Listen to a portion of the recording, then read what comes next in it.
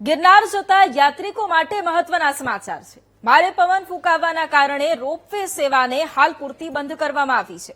યાત્રિકોની સુરક્ષાને ધ્યાને રાખી અને સંચાલકો દ્વારા આ નિર્ણય લેવામાં આવ્યો છે। છેલ્લા 4 દિવસથી ગિરનાર પર્વત પર વાતાવરણ ખરાબ છે। પવનની ગતિમાં સતત વધારો થઈ રહ્યો છે, જેથી રોપવે સેવા બંધ કરવામાં આવી છે।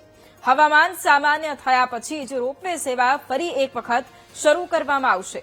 તો ગિરનાર જતા યાત્રિકો માટે આ મહત્વના સમાચાર છે। ભારે પવન ફૂંકાવાના કારણે રોપવે સેવા હાલ બંધ કરવામાં આવી છે। સુરક્ષાને ધ્યાને રાખી અને સંચાલકોએ આ નિર્ણય લીધો છે। છેલ્લા 4 દિવસથી ગિરનાર પર્વત પર વાતાવરણ ખરાબ છે અને પવનની ગતિ પણ વધી રહી છે। સતત વધારો થતા રોપવે સેવાને હાલ પૂરતી બંધ કરવામાં આવી છે। હવામાન સામાન્ય થયા પછી જ રોપવે સેવા ફરી એક વખત શરૂ કરવામાં આવશે। જૂનાગઢ ગિરનાર પર જે ભારે પવન ફૂંકાવાને લઈને ગિરનાર રોપવે આજે ફરી બંધ કરવામાં આવ્યું છે। આપ જે પાછળના જે દ્રશ્યો છે તે ગિરનારના છે। ગિરનાર પર્વત પર જે ભારે પવન ફૂંકાઈ રહ્યો છે તેમજ જે વાદળછાયું વાતાવરણને લઈ જે ગિરનાર રોપવે છે તે બંધ કરવામાં આવ્યો છે। જે દ્રશ્યો જોયા છો તે ગિરનાર રોપવેના છે। ગિરનાર પર્વત પર જે ભારે પવનના કારણે જે બંધ કરવામાં આવી છે સેવા, યાત્રિકોની જે સલામતીને ધ્યાનમાં રાખી આ રોપવે સેવા બંધ કરવાનો નિર્ણય લેવામાં આવ્યો છે।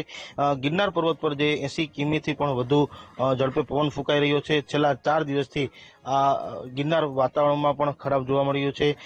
પવનની જે ગતિ જે સામાન્ય થયા બાદ આ રોપવે શરૂ કરવામાં આવશે તેવું જે રોપવેના સંચાલકો દ્વારા જણાવવામાં આવ્યું છે। જય વિરાણી, વીટીવી ન્યૂઝ, જૂનાગઢ।